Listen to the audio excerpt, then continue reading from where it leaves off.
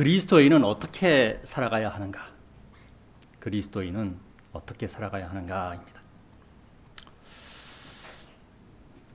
오늘 말씀은 그리스도인으로서 가장 기초적이고 또 가장 중요한 그러한 말씀이라고 저는 생각합니다.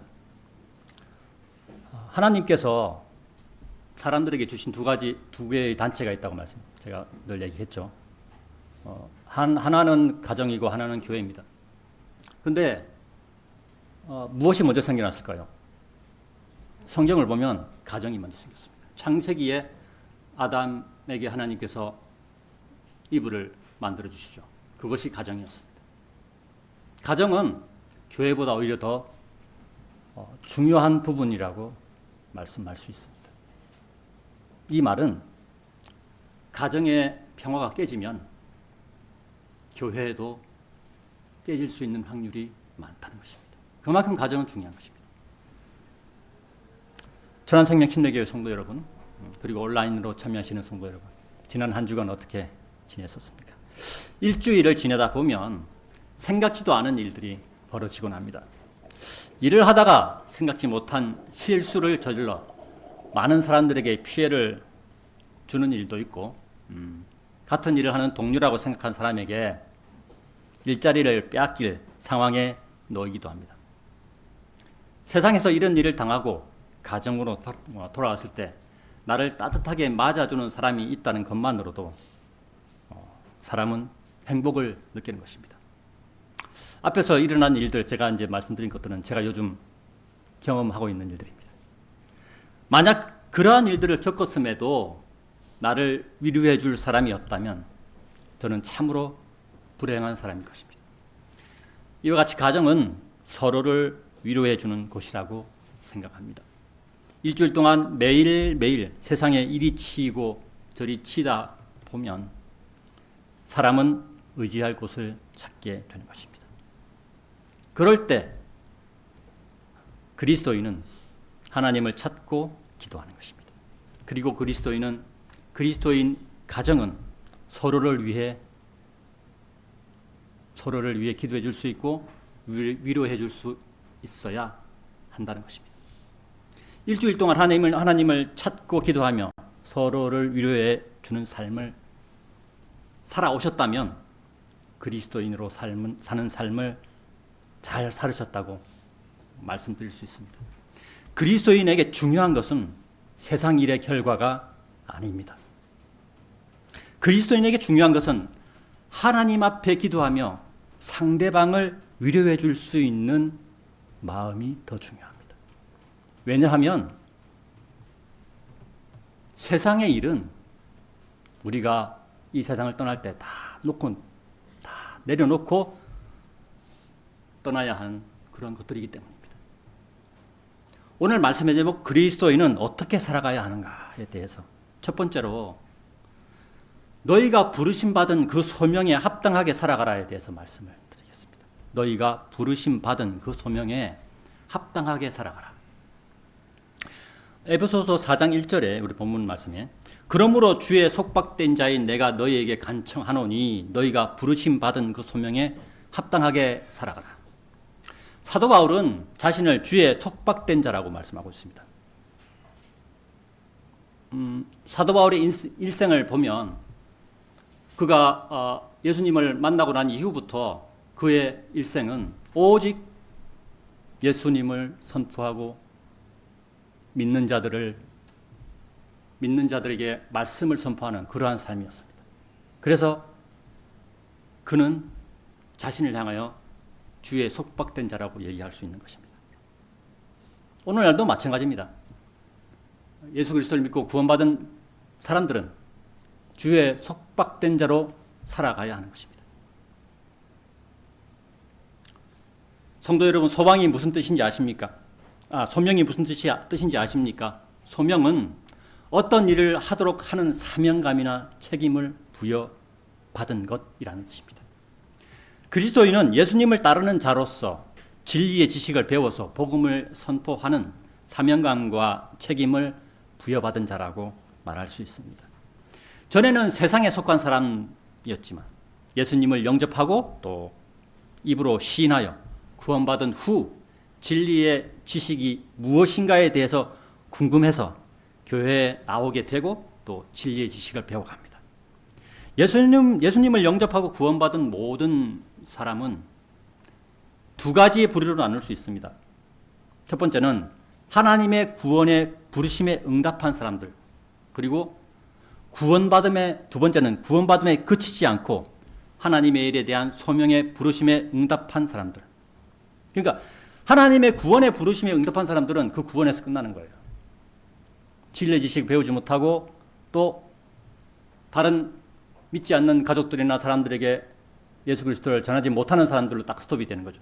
근데 구원받음에 그치지 않고 하나님 일에 대한 소명의 부르심에 응답한 사람들은 구원받음에 그치지 않고 내 주위의 사람들에게 예수님을 소개하는 사람들로 발전해 나가는 것입니다.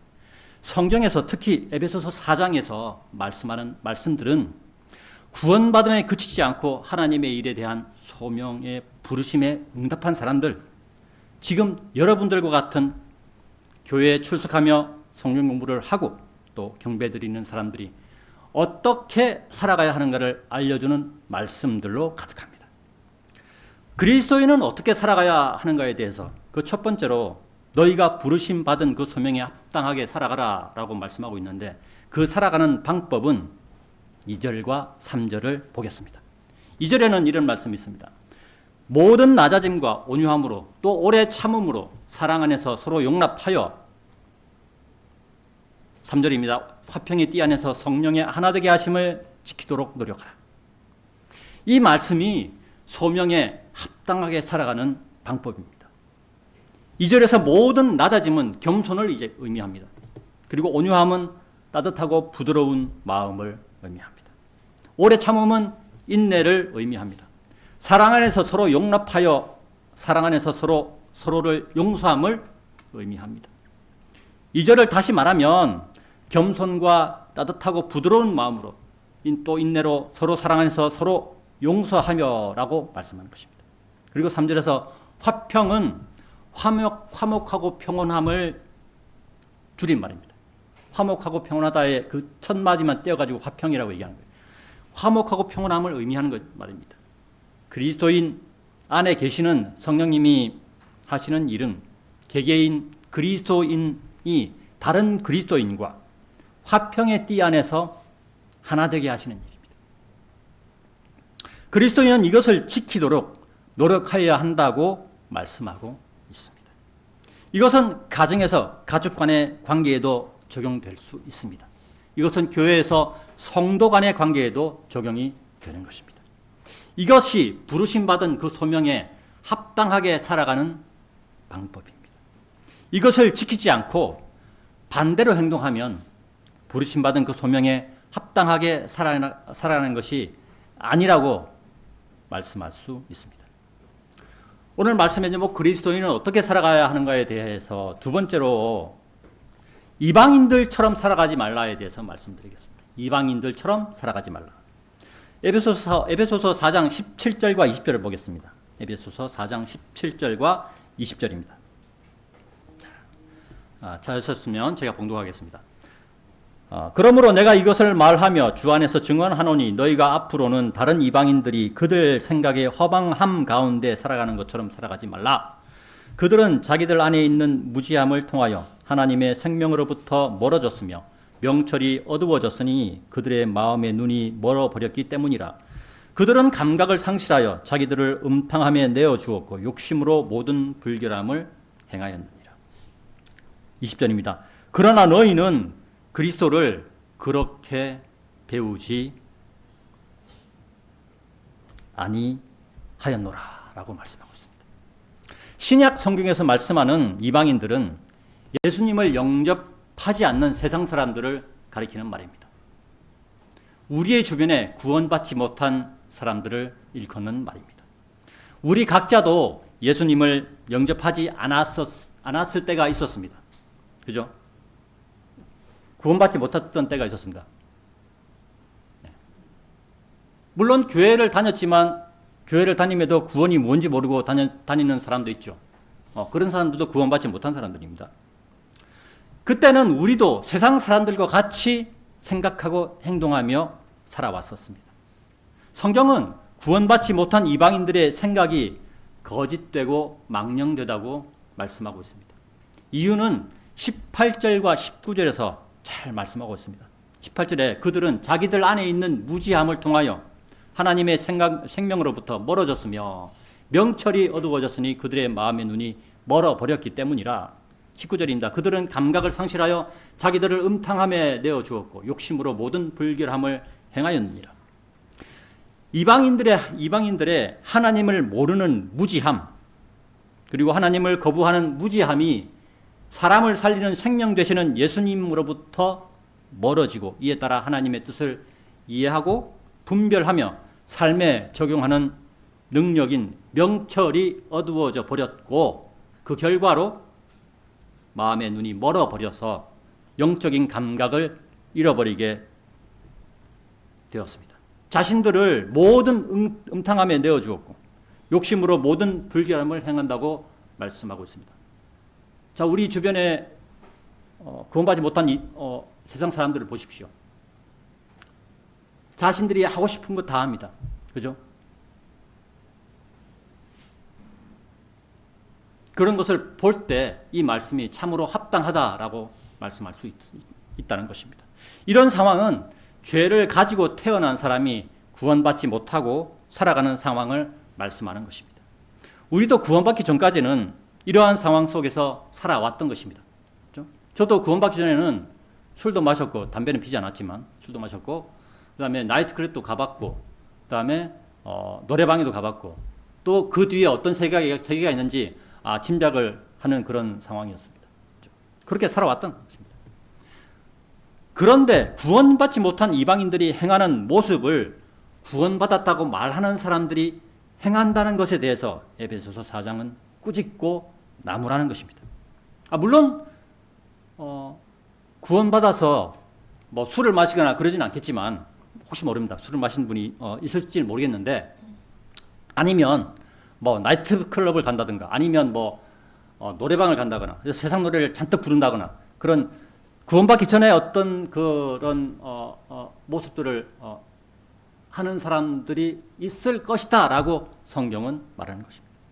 예수 그리스도를 영접하고 구원받은 성경대로 믿는 사람들에 대해서 에베소서 4장 20절은 그러나 너희는 그리스도를 그렇게 배우지 아니하노라 라고 예수님에 대하여 바르게 배웠음을 상기시키고 있습니다. 천안생명 침례교회 성도 여러분, 여러분들은 예수님에 대해 바르게 배웠습니까?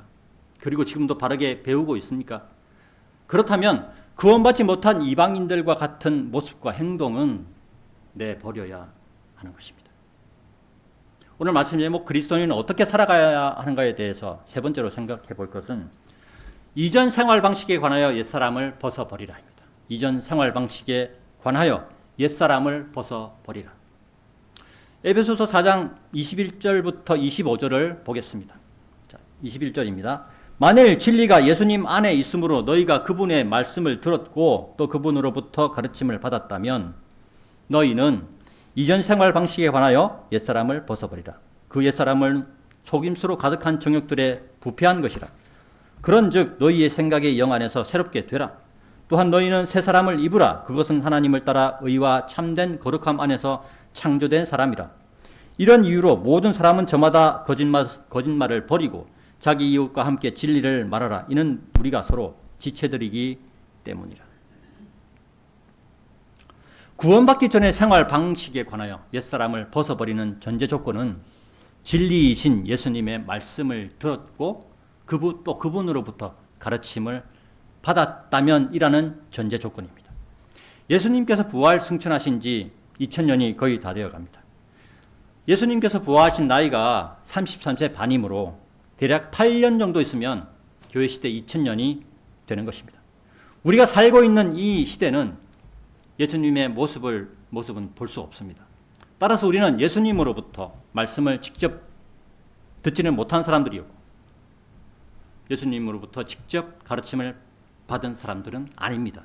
그럼에도 불구하고 21절에 너희가 그분의 말씀을 들었고 또 그분으로부터 가르침을 받았다면 이라는 말씀을 우리에게 적용할 수 있는 이유는 우리 안에 내주하시는 성령님, 즉 예수님의 영이 우리 안에 내주하고 있기 때문입니다. 성령님은 우리가 바른 말씀을 읽고 바른 말씀을 바르게 배울 때 우리에게 가르침을 주신다는 것입니다. 따라서 우리는 이전 생활 방식에 관하여 옛사람을 벗어버리라는 명령에 순종할 수 있게 되는 것입니다. 또한 에베소서 4장 22절은 옛사람에 대하여 속임수로 가득한 정욕들에 따라 부패한 것이라 라고 부정적으로 보신다는 것입니다. 그리고 그리스도인들을 향하여 너희의 생각의 영 안에서 새롭게 되라. 너희는 새 사람을 입으라. 그것은 하나님을 따라 의와 참된 거룩함 안에서 창조된 사람이라. 이런 이유로 모든 사람은 저마다 거짓말을 버리고 자기 이웃과 함께 진리를 말하라. 이는 우리가 서로 지체들이기 때문이라. 라고 말씀하고 있습니다. 우리가 생각의 영 안에서 새롭게 될 수 있는 이유는 우리 안에 예수님의 영인 성령님이 들어와 계시기 때문입니다. 자기 이웃은 세상 사람들을 말하는 것이 아니고 믿음의 형제 자매들을 말하는 것입니다. 가깝게는 부부로부터 또 같은 교회 그리고 같은 교리의 타 교회 안에 있는 형제 자매까지가 서로 지체되는 것입니다. 고린도후서 13장 5절을 찾아보겠습니다. 고린도후서 13장 5절입니다.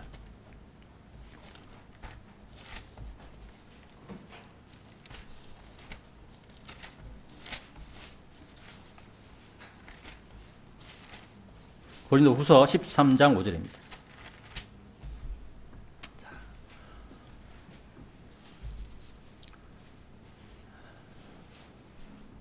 자, 찾으셨다면 제가 봉독하겠습니다. 너희가 믿음 안에 있는지 스스로 점검하고 너희 자신을 입증하라. 너희가 버림받은 자들이 아니라면 예수 그리스도께서 너희 안에 계신 것을 너희 자신이 모르겠느냐? 우리가 그리스도인으로서 우리 자신을 그리스도인임을 증명하라고 말씀합니다. 입증하라는 게 증명하라는 말이거든요.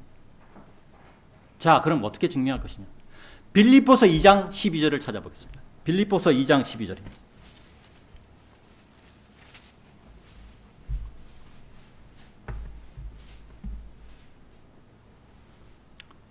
자, 제가 봉독하겠습니다. 이런 이유로 나의 사랑을 받는 자들아 너희가 늘 순종해 왔듯이 내 앞에서뿐만 아니라 내가 없는 지금 더욱더 순종하여 두려움과 떨림으로 너희 자신의 구원을 나타내라. 이것이 내가 그리스도인임을 증명하는 것입니다. 하나님의 말씀에 순종하여 겸손함으로 너희 자신의 구원을 나타내는 것이 그리스도인임을 입증하는 것이며 증명하는 것이라고 성경은 말씀하고 있습니다. 옛사람을 벗어버리고 새 사람을 입어 가까이 있는 부부로부터 같은 교회에 있는 형제 자매와 함께 같은 교회 안에 있는 형제 자매와 함께 진리를 말하고 거짓말을 버리는 것입니다. 그리고 용서해 주는 것입니다. 예수님께서 우리는 그 그리스도인이라고 얘기하죠. 그리스도인은 예수님을 따르는 사람을 나타내는 말입니다. 예수님께서 나중에 제가 또다시 말씀드리겠지만 예수님께서 우리가 예수님을 따르는 이유가 뭡니까? 예수님께서 우리를 용서해서 우리를 구원해 주셨기 때문입니다. 모든 사람은 이 세상에 있는 모든 사람은 죄인이라고 성경은 말씀하고 있죠. 그래서 모든 사람은 죄인인데 죄인인 사람이 죄인인 사람을 나무라면 어떻게 되겠습니까? 서로 싸움밖에 안 되는 거예요. 그렇죠? 그래서 용서가 그만큼 중요한 겁니다. 오늘 말씀해주면 그리스도인은 어떻게 살아가야 하는가에 대해서 네 번째로 입을 잘 사용하여 은혜를 끼치게 하자. 입을 잘 사용하여 은혜를 끼치게 하자에 대해서 말씀을 드리겠습니다. 에베소서 4장 26절과 29절을 보겠습니다. 다시 에베소서 4장 돌아가겠습니다.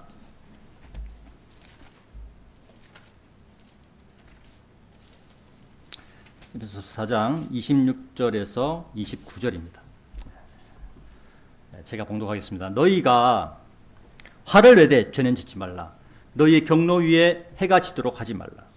또한 마귀에게 틈을 주지도 말라. 도둑질한 자는 더 이상 도둑질하지 못하게 하라. 오히려 그로 하여금 노동을 하게 하여 자신의 두 손으로 선한 일을 하게 하라. 이는 그로 하여금 빈곤한 자에게 줄 수 있도록 하려는 것이라.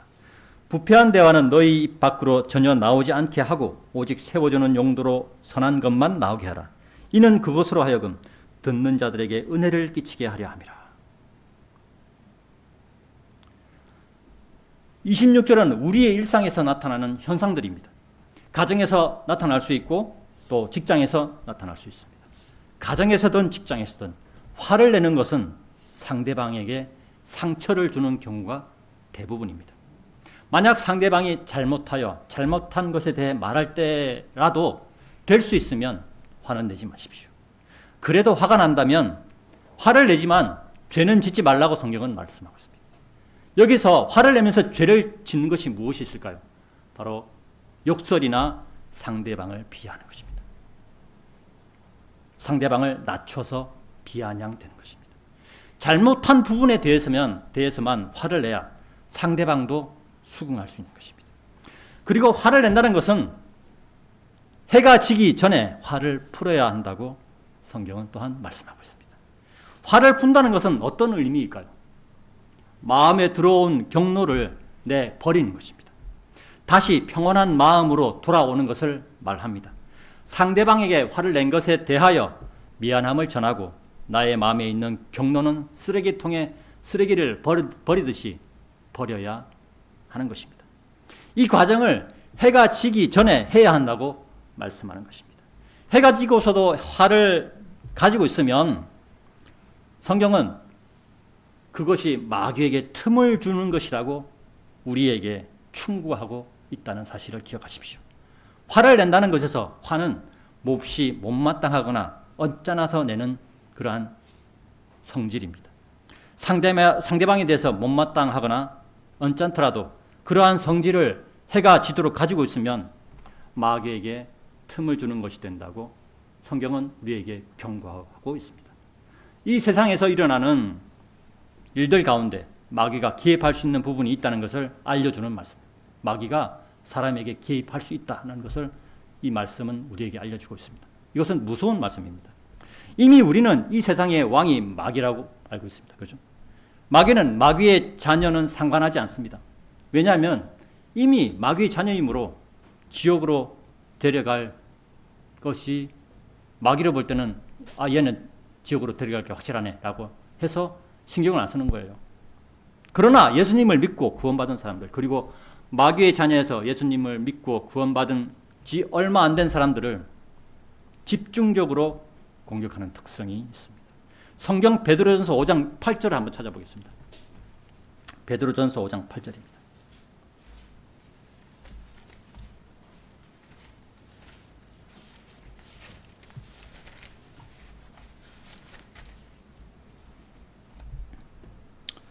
찾으신 줄 알고 제가 봉독하겠습니다. 정신을 차리고 깨어있으라. 이는 너희의 대적 마귀가 울부짖는 사자처럼 자신이 삼킬 수 있는 자를 찾아 두루 다니기 때문이라. 그렇죠? 마귀는 지금도 자신이 삼킬 수 있는 자를 찾아 돌아다니고 있습니다. 이 마귀의 행동은 예수님께서 이 땅에 재림하셔서 마귀를 심판하시고 지옥으로 보내야만 멈추는 것이 될 것입니다. 구원받지 못한 사람들은 이미 마귀에게 삼켜진 자들입니다. 구원받은 그리스도인을 마귀가 삼키려고 두루 돌아다니는 것입니다. 그러나 그리스도인은 마귀에게 삼켜지지 않습니다. 왜냐하면 다만 그의 잘못된 말과 행동으로 구원받는 날까지 마귀의 도구로 쓰임받게 되는 것입니다. 그래서 그리스도인은 이것을 조심해야 됩니다. 그리스도인이 마귀에게 쓰임받으면 죽는 날까지 마귀에 쓰임받다가 내팽겨져 치는 거예요. 물론 그리스도인은 예수 그리스도 때문에 구원받지만 그 삶은 지옥의 삶이 되는 것입니다. 이것을 조심해야 되는 것입니다. 따라서 우리는 마귀에게 틈을 주는 말과 행동은 멀리하고 내버려야 하는 것입니다. 상대방에 대하여 화가 날 때도 나는 완전하지 않은 사람이므로 나도 상대방에게 화를 내게 할 수 있다는 것을 생각하고 말씀과 기도로 이겨나가야 하는 것입니다. 이것이 가정을 지키는 가장 중요한 항목이라고 저는 생각합니다. 또한 성경은 마귀에게 틈을 주는 행동들에 대하여 28절과 29절에서 말씀하고 있습니다. 도둑질을 하지 말라고 말씀합니다. 도둑질은 남의 것에 대하여 욕심을 내는 것입니다. 정당하지 않은 방법으로 물질에 대하여 욕심을 내면 남의 것을 훔치게 되는 것입니다. 천안생명침례교회 성도님들은 남의 것에 대해서 욕심을 내는 분은 없으리라고 생각합니다. 이 땅의 물질은 육신이 죽을 때 가져갈 수 없는 것입니다. 이 땅에 사는 동안 믿음의 형제여 자매인 부부가 서로 믿음을 성장시키는데 물질을 사용하고 그다음에 같은 믿음을 가지고 있는 교회에서 복음을 선포하는데 사용하면 족한 것입니다. 그리고 사람의 입에 대하여 29절에서 말씀하고 있는데 성경은 특별히 사람의 입과 관련되어 많은 말씀을 기록해 놓고 있습니다. 그만큼 사람의 입이 미치는 영향이 크다는 것을 방증한다고 말할 수 있습니다. 사람의 입은 여러분들도 아시다시피 역할이 두 가지가 있습니다. 한 가지는 음식을 먹는 역할을 합니다. 그죠? 사람은 입으로 들어가는 음식에 의하여 영양분을 흡수하고 하나님께서 각자에게 주신 생명의 연수까지 삶을 살아가게 되는 것입니다. 그리고 또 한 가지는 말을 하는 역할을 합니다. 지금 제가 말하는 것처럼 입이 말을 하는 역할을 한다는 것입니다. 자신의 생각을 표현하는 역할을 합니다. 에베소서 4장 29절에서는 말을 하는 입의 역할을 정확하게 말씀하고 있죠. 첫째는 부패한 대화는 일절하지 말라고 말씀합니다. 성경은 부패한 대화는 일절하지 말라. 부패한 대화라는 말의 뜻을 생각해 보겠습니다. 대화라는 것은 말을 주고받는 것을 의미합니다. 그리고 부패한이라는 의미는 또 두 가지가 있습니다. 하나는 정치, 사상, 의식 등의 타락하다라는 의미가 있습니다. 예를 들면 요즘 우리나라 정치인들이 부패한 것 같습니다 라고 말할 때 사용하죠. 그리고 또 하나는 음식이 부패하였다라고 말할 때 사용합니다. 에베소서 4장 29절에 부패한 대화가 의미하는 것은 사람이 가지고 있는 죄와 관련이 있습니다. 모든 사람은 원죄를 가지고 태어나며 이 원죄로 인하여 스스로 죄를 짓는 자범죄를 짓게 됩니다. 이런 상태에서 즉 옛사람의 생활 방식을 가지고 있는 상태에서 서로 대화하는 것을 말하는 것입니다. 이는 구원받았다고 하여서 없어지는 것이 아닙니다. 왜냐하면 우리의 몸은 아직도 구원받지 못했기 때문입니다. 몸의 죄가 사람의 혼에 영향을 미친다는 것입니다. 구원받은 자가 부패한 대화를 한다면 오히려 마귀에게 틈을 내어주는 꼴이 되는 것입니다. 구원받은 자가 마귀에게 틈을 주면 마귀는 구원받은 자를 자기의 놀이개로 사용하다가 버려버릴 것입니다. 그리스도인은 예수님을 따라가는 삶을 살아가야 하는데 마귀를 따라 살아가는 삶을 사니 목숨이 붙어 있을 때까지 얼마나 힘들겠습니까? 그렇죠? 말을 하는 입의 역할. 두 번째는 첫 번째는 이제 아까 제가 말 부패한 대화를 일절하지 말라고 성경을 말씀하고 있죠. 두 번째는 오직 세워주는 용도로 선한 것만 나오게 하라. 오직 세워주는 용도로 선한 것만 나오게 하라. 사람의 말의 영향은 이 사람은 이 말의 영향을 정말 많이 받습니다. 그런 존재입니다. 그래서 어떤 부모 밑에서 자라느냐가 그의 인격 형성에, 그의 말씨, 말투의 형성에 되게 중요한 것입니다. 부모가 입에 욕을 달고 사는 사람이 있다고 한번 생각해 봅시다. 우리 동네에 제 어릴 때도 그랬고, 그 주변에 욕쟁이 그런 욕쟁이 할머니, 욕쟁이 엄마, 욕쟁이 아빠라는 그런 사람들이 있었습니다. 자녀가 부모로부터 욕을 배우게 되는 시작점이 되는 것입니다. 그죠? 어릴 때, 요즘은 다 유치원을 가지만 제가 어릴 때만 해도 유치원은 잘 못 갔거든요. 보통 이 중상층 이하의 사람들이 너무 많아서. 그 사람들은 어떻게 생활합니까? 어릴 때? 당연히 집에서 생활하죠. 집에서 식구들이 많은 가운데 생활하죠. 그래서 누구의 영향을 제일 많이 받겠습니까? 당연히 부모의 영향을 제일 많이 받는 것입니다. 지금도 마찬가지입니다. 유치원이나 학교에 가기 전에 그리고 유치원이나 학교에 갔다 와서 집에서 누구의 영향을 제일 많이 받겠습니까? 바로 부모의 영향을 제일 많이 받는 것입니다. 욕을 사용해도 되는구나 라고 무작정 따라하고 배우게 되는 것입니다. 부모가 담배를 피우는 사람들이라고 생각합시다. 자녀는 담배를 피우는 부모로부터 담배를 피워도 되는구나 라고 무작정 따라하고 배우게 되는 것입니다. 사회에서 문제를 일으키는 것들의 대표적인 것에 말이 있습니다. 어떤 말을 하느냐, 자신뿐만 아니고 자녀들에게 그리고 주변 사람들에게 영향을 주는 것입니다. 하나님께서는 사람의 입에 대하여 오직 세워주는 용도로만 사용하라. 오직 세워주는 용도, 오직 선한 것만 나오게 하라고 성경은 하나님께서는 우리에게 명령하고 있다는 사실을 기억하십시오. 입에서 나오는 말이 상대방을 세워주는 선한 것만 나오게 한다면 그 선한 말을 듣는 자들에게 은혜를 끼치게 한다고 성경은 말합니다. 그리스도인은 예수님을 따라가는 사람들이라고 제가 앞에도 말씀드렸죠. 예수님께서는 하나님이셨지만 사람의 몸을 입고 오신 분입니다. 모든 것을 아시는 분임에도 사람들과 부패한 대화를 나누지 않으셨습니다. 그죠? 하나님께서는 우리의 미래를 다 아셔요. 저 사람이 어떻게 될 것이다. 저 사람이 무슨 일을 할 것이다. 다 압니다. 그럼에도 불구하고 자기 자신을 배반한, 예수님을 배반한 유다 이스카리옷을 알고 있음에도 불구하고 유다 이스카리옷에 대해서 끝까지 뭐라고 말씀했습니까? 친구여라고 했죠. 유다 이스카리옷에 대하여 그에게 대하여 부정한 말이나 부패한 말을 사용하지 않았습니다. 우리 또한 부패한 대화를 나누지 않을 수 있습니다. 왜냐하면 예수님도 인간의 몸을 입고 오셨잖아요. 우리도 인간의 몸을 입잖아요. 똑같아요. 우리도 부패한 대화를 나누지 않을 수 있습니다. 다만 자신의 입을 제어하려는 노력이 필요한 것입니다.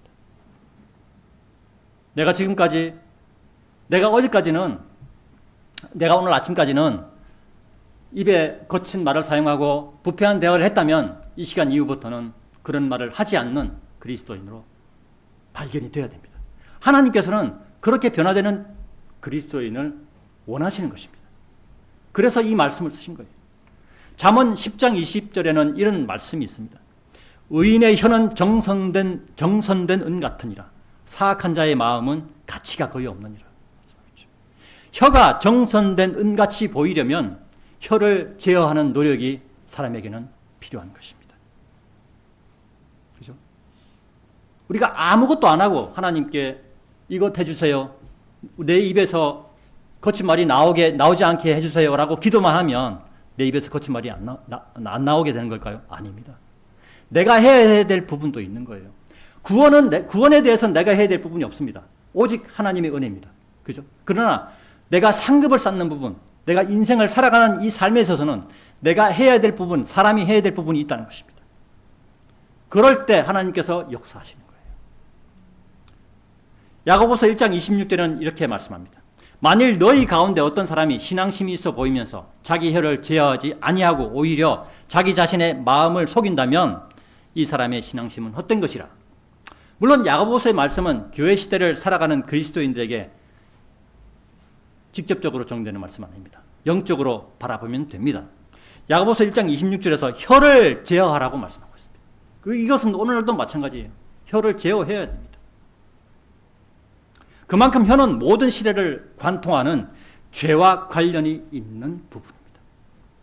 이런 사람이 혀를 하나님께서는 사람들에게 이렇게 사용하라고 말씀합니다. 빌립보서 2장 11절을 찾아보겠습니다. 빌립보서 2장 11절입니다.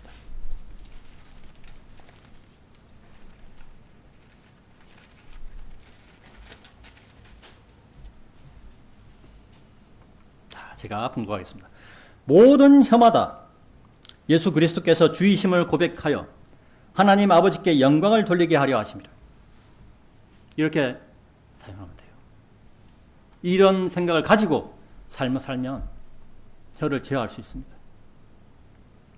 사람의 혀는 예수님을 통해서 하나님 아버지께 영광을 돌리게 하는 도구로 사용하라고 말씀하신다는 것을 알아야 합니다.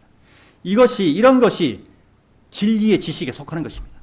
진리의 지식은 지식에서 끝나는 것이 아니고 사람의 마음을 바꾸게 하고 행동을 바꾸게 하는 힘이 있는 것입니다. 그래서 믿음은 진리의 지식을 통해서 자라는 것이라고 말하는 것입니다. 천안 생명 침례교회 성도 여러분, 부패한 것에는 혀를 사용하지 말고 예수 그리스도를 통하여 하나님 아버지께 영광을 돌리고 사람들에게는 은혜를 끼치는 지혜 있는 그리스도인들이 되어야 합니다. 오늘 마지막에 한 군데 더 있습니다. 오늘 말씀의 제목, 그리스도인은 어떻게 살아가야 하는가? 다섯 번째, 하나님의 거룩한 영을 비통하게 하지 말라.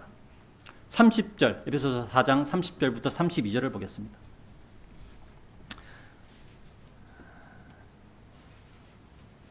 에베소서 4장 30절부터 32절입니다. 자신 줄 알고 제가 봉독하겠습니다. 그리고 하나님의 거룩한 영을 비통하게 하지 말라. 그분으로 말미암아 너희가 구속의 날까지 인장을 받았느니라. 모든 신랄함과 경노와 분노와 고성과 악한 언사를 모든 악의와 함께 너희로부터 치워버리라. 그리하여 너희는 서로에게 친절하고 상냥한 마음이 되어 하나님께서 그리스도를 위하여 너희를 용서하셨듯이 바로 그처럼 서로를 용서하라. 예수님을 믿고 시인하여 구원받은 그리스도인의 마음에는 하나님의 거룩한 영이신 성령님이 들어와 계십니다. 여러분 모두에게, 저에게도 다 들어와 계십니다. 그 거룩한 영이신 성령님을 비통하게 하지 말라고 성경은 우리에게 말씀하고 있습니다. 우리 안에 들어와 계신 성령님으로 말미암아 우리가 구속되는 날인 휴거 때까지 우리가 인장을 받았기 때문이라고 30절에서 이유를 설명하고 있습니다. 인장을 받았다는 말씀은 도장을 찍었다는 말입니다. 우리가 보통 도장을 찍을 때 어떤 상황입니까? 내가 이렇게 어떤 물건을 거래할 때 물건을 주고 난 다음에 도장을 받거나 아니면 사인을 받죠. 이런 역할입니다. 그러니까 확인을 받는 거예요. 아, 내가 그리스도인이다. 이 사람은 그리스도인이다라고 하나님께서 도장을 찍어준다는 얘기입니다. 그죠? 그래서 우리는 구원의 확신이 있는 거예요. 그래서 우리는 절대 지옥으로 가지 않는다는 그런 확신 속에서 삶을 살아갈 수가 있는 것입니다. 이 사람은 예수님을 마음으로 믿고 입으로 시인하였으므로 하나님의 사람이라는 도장을 찍었다는 증표가 된다는 말씀입니다. 그리스도인의 구속의 날에 대하여 성경은 두 가지 책에서 설명하고 있습니다. 고린도전서 15장 50절과 58절의 말씀, 그리고 데살로니가전서 4장 13절과 18절의 말씀입니다.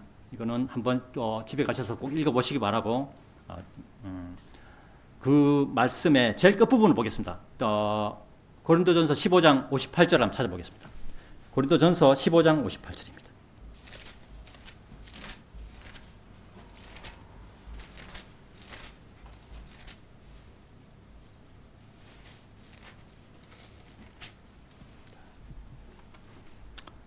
앞절에는 이제 휴거에 대해서 쫙 설명합니다. 휴거에 대한 설명이 나오고 58절에 그러므로 나의 사랑을 받는 형제들아 너희는 확고하고 동요하지 말며 항상 주의 일을 넘치게 하라. 이는 너희의 수고가 주 안에서 헛되지 아니한 것을 너희가 알기 때문이라. 고린도전서 15장 50절에서 58절의 말씀 가운데 가장 중요한 말씀은 58절의 말씀이라고 생각합니다. 우리는 이미 휴거가 정해진 사람이에요. 그래서 중요한 건 뭐냐? 우리가 너희는 확고하고 동요하지 말고 항상 주의 일을 넘치게 하라. 이는 너희의 수고가 주 안에서 헛되지 않은 줄을 알미라라고 말씀했죠. 우리에게 희망을 주는, 우리에게 확신을 주는 말씀이고 우리에게 힘을 주는 말씀인 것입니다. 그래서 우리는 세상을 살면서 슬프게 살 필요가 없어요. 항상 기쁘게 사는 겁니다. 내 세상의 삶이 잘 되지 않더라도 기쁘게 살 수 있는 것입니다. 왜냐하면 세상의 것이 전부가 아니기 때문입니다. 우리는 저 하늘에 영혼의 삶이 우리를 기다리고 있기 때문입니다. 이것은 그냥 꿈 같은 얘기가 아니에요. 이것은 확실하게 이루어지는 얘기입니다. 하나님은 거짓말 하실 수 없으신 분인 하나님께서 이렇게 적어 놓으셨기 때문입니다. 그리고 데살로니가전서 4장 18절을 보겠습니다. 데살로니가전서 4장 18절입니다.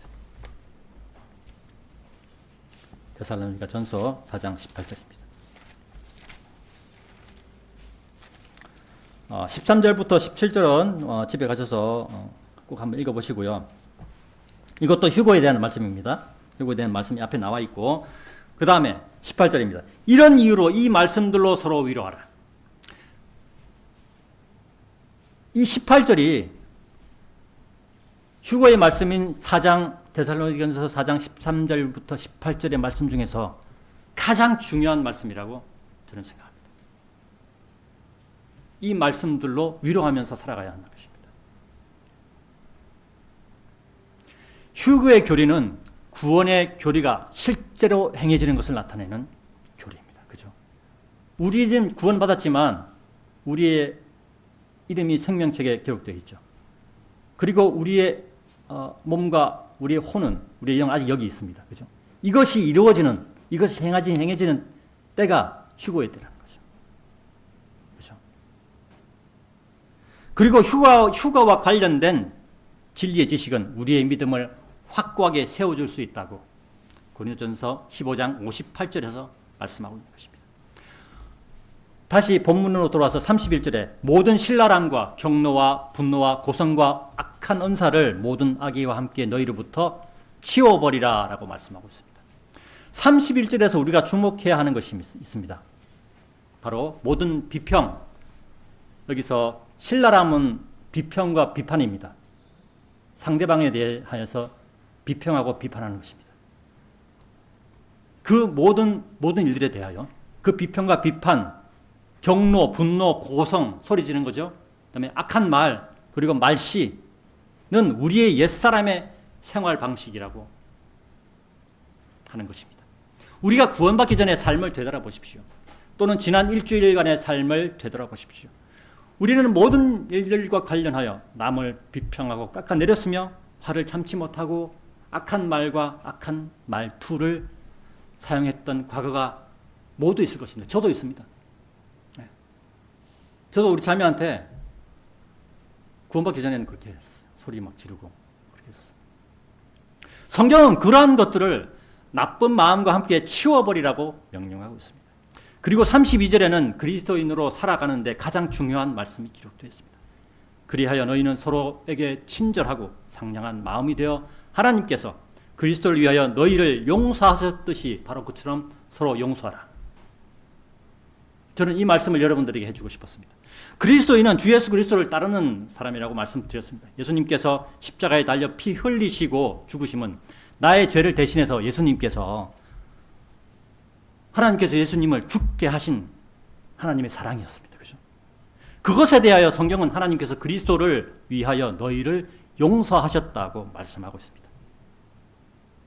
그리스도를, 이 말이 무슨 뜻이냐면 하나님께서 우리를 용서하지 않으셨다면 예수님의 십자가는 아무 의미가 없어지는 것이라는 것입니다.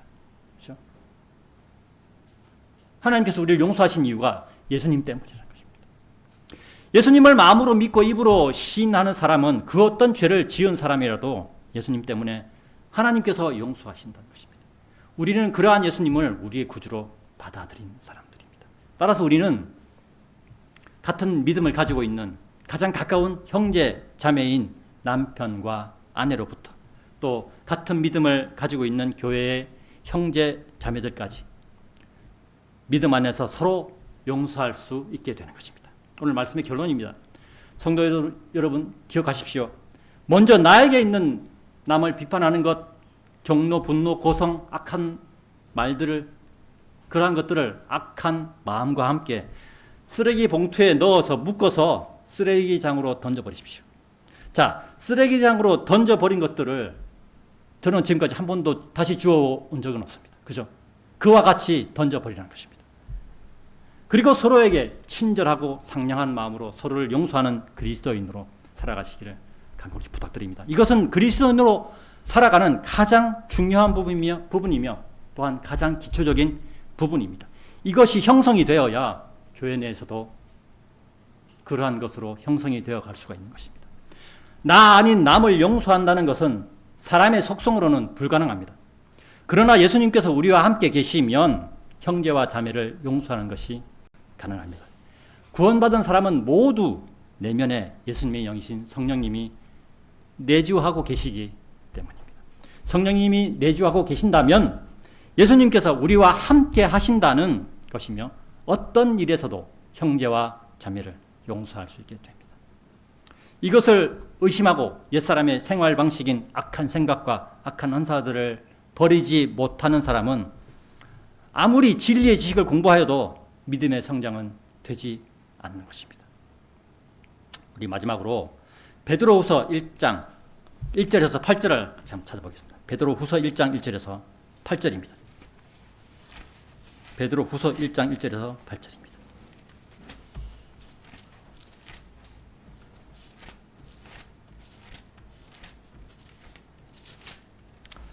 네, 제가 봉독하겠습니다. 예수 그리스도의 종이자 사도인 시몬 베드로는 하나님과 우리 구원자이신 예수 그리스도의 의를 통하여 우리와 더불어 동일하게 보배로운 믿음을 획득한 자들에게 편지하노라. 하나님의 지식과 우리 주이신 예수님의 지식을 통하여 너희에게 은혜와 평강이 크게 늘어나기를 기원하노니 그분의 신성한 권능이 생명과 경건에 속하는 모든 것들을 우리에게 주심에 따라 우리를 영광과 덕에 이르도록 부르신 분의 지식을 통하여 그리하노라.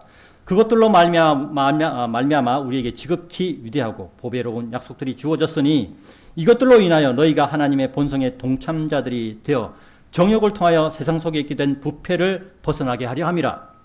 5절입니다. 그런 적 이뿐만 아니라 열심을 다하여 너희의 믿음에 덕을 더하고 덕에 지식을 더하고 지식에 절제를 더하고 절제에 인내를 더하고 인내에 경건을 더하고 경건에 형제다운 친절을 더하고 형제다운 친절에 성도의 사랑을 더하라. 8절입니다. 이는 만일 이런 것들이 너희 안에 있어 넘치면 그것들은 너희로 하여금 우리 주 예수 그리스도의 지식 안에서 너희가 생산을 못하는 자나 열매 없는 자가 되지 않도록 할 것이기 때문이라. 베드로후서 1장 5절부터 8절의 말씀에서 그리스도인들이 추구해야 하는 것들을 말씀하고 있습니다. 여기서 우리는 그 순서를 잘 보아야 한다는 것입니다. 믿음을 세우기 위한 항목들이죠. 그 믿음 그 다음이 덕입니다. 그리고 그 다음이 지식입니다. 믿음을 세우기 위해서는 덕을 먼저 더해야 한다고 말씀하고 있습니다. 덕은 무엇입니까? 용서와 관련이 있습니다. 그죠? 그리스도인들 가운데 젊은 사람들이 실수하기 쉬운 것이 있는데 바로 덕이 부족하다는 것입니다. 덕은 믿음을 세우는데 가장 중요한 항목이라고 베드로전서에서 말씀하는 것입니다. 덕이 없고 지식만 있다면 지식은 지식으로 사람을 평가하고 비판할 것입니다. 이것은 하나님의 진리의 지식을 옛사람의 생활 방식을 고수하는 데 사용하는 것이 될 뿐이라는 것입니다. 그죠? 덕이 없다면 옛사람의 생활 방식을 가지고 있으면서 그걸 진리 지식을 옛사람의 생활 방식을 고수하는 데 사용한다는 것이에요. 믿음을 세우는데 사용하는 항목은 덕, 지식, 절제, 인내, 경건, 형제다운 친절, 성도의 사랑 7가지입니다. 이 7가지 항목 중에서 덕과 관련된 항목은 지식을 제외한 6가지가 덕과 관련이 있는 항목들이라고 말씀드릴 수 있습니다. 그죠? 덕이 없으면 절제할 수 없게 되죠. 덕이 없으면 인내할 수 없게 됩니다. 덕이 없으면 경건할 수 없게 됩니다. 덕이 없으면 형제다운 친절도 없게 됩니다. 덕이 없으면 성도의 사랑도 없게 됩니다. 덕은 모든 것을 가능하게 합니다. 지식은 믿음을 세우는데 중요하지만 지식으로는 한계가 있습니다. 이것을 지식의 한계를 덕이 보완해 주는 것입니다.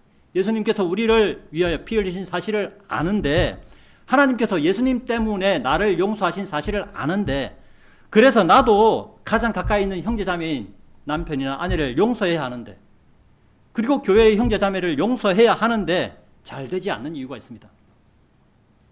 용서가 되지 않는 이유는 믿음 위에 덕을 쌓아야 하는데 지식을 먼저 쌓기 때문입니다. 천하생명 침례교회 성도 여러분, 고린도전서 8장 1절에는 이 말씀이 있습니다. 지식은 울줄하게 하나 성도의 사랑은 세워주네.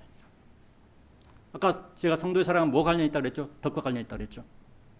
우리 모두 성도의 사랑을 마음에 장착하여 서로를 세워주는 그리스도인으로 하나님과 형제 자매 앞에 발견되기를 노력하는 우리 천하생명 침례교회 성도 여러분들이 되시기를 간곡히 부탁드립니다. 그리고 기원합니다. 아멘. 자, 이상으로 2025년 9월 28일 주일 오전 설교를 마치도록 하겠습니다. 이어서 반주